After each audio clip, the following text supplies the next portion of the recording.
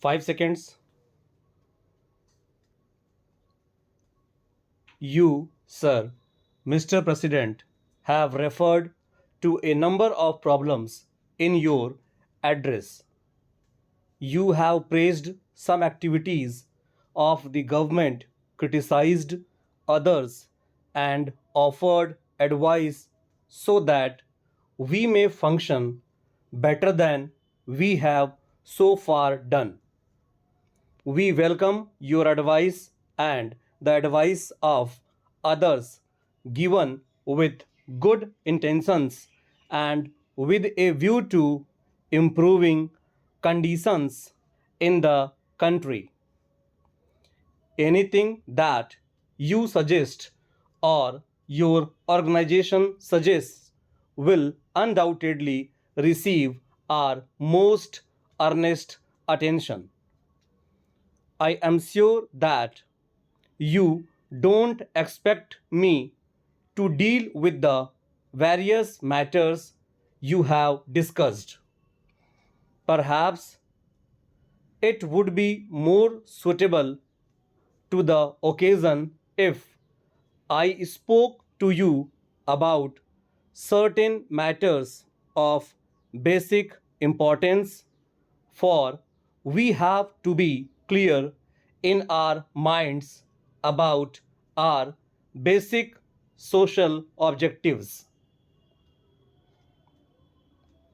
You will permit me to say something which I probably ought not to, and that is to confess that during the last 5 years we have not been very clear as to the direction in which we are going.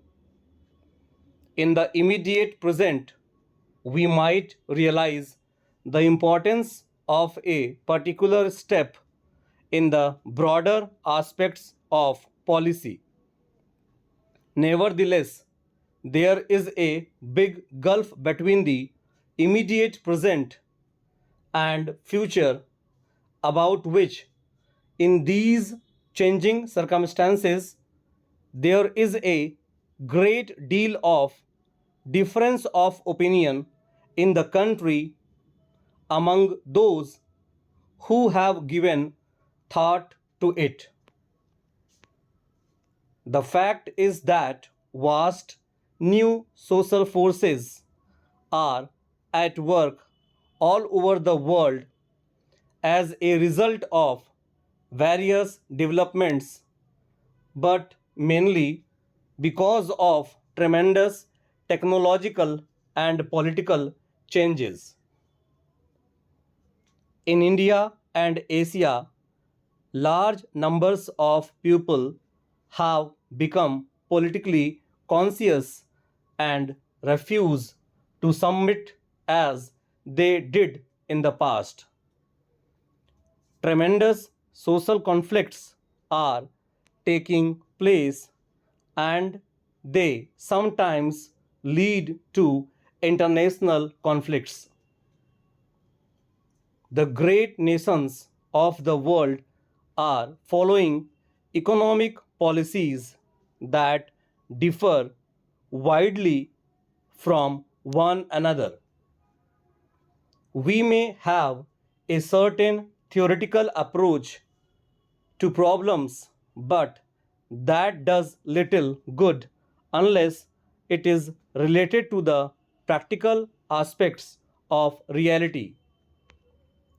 Our approach must be fashioned by a study of existing conditions and our objectives so that we can apply the idealistic approach with a practical consideration of the problems prevailing in the country at a particular time. You will permit me to say that it is possible that our approach is a very limited one. It is possible that our approach derives from something static that belongs to past and not so much from the proper appreciation of a situation that is changing and dynamic. Towards the end of your address, you referred in general terms to various objectives that we have. I suppose most of us would agree with those objectives, although, of course, some may go further than others. To say that we want greater wealth, higher standards of living, and greater production will not be contradicted. We have to achieve these objectives not merely mechanically but also in a social sense, which is very important. I have been driven almost against my will to the conclusion that material well being is just as important in human life as anything else. High standards of living are important and we must achieve them, but it is absurd to talk of high standards in India where the lowest are sometimes lacking. We must have the basic necessaries of life, and only then can we think of higher standards. Dear sirs, we are in the receipt of your letter of the 14th instant regarding the exercise books recently delivered to you. We are naturally very sorry indeed that such an unfortunate mistake should have been made and assure you of our attention to put the matter right with the least possible delay. The books were sent to you immediately they were received from the printers and, in fact, were dispatched without our having an opportunity of examining them before they left the premises.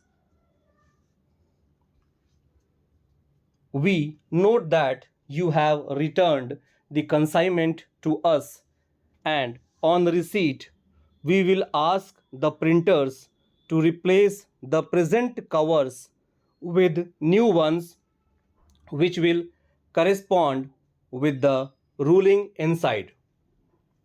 It is, we admit, very annoying that you should receive a consignment of cash books marked on the cover as ledgers, and especially as delivery had been so considerably delayed. Any expenses incurred by you will be deducted from your account. We have been in touch with the suppliers and they ask us to offer you their apologies and to give their assurance that every effort will be made to return the books to you as soon as possible. We thank you for your enquiry concerning the printing of programs. We are in a position to undertake this work and to guarantee delivery within the time specified in your letter. An estimate will be sent to you during the next few days.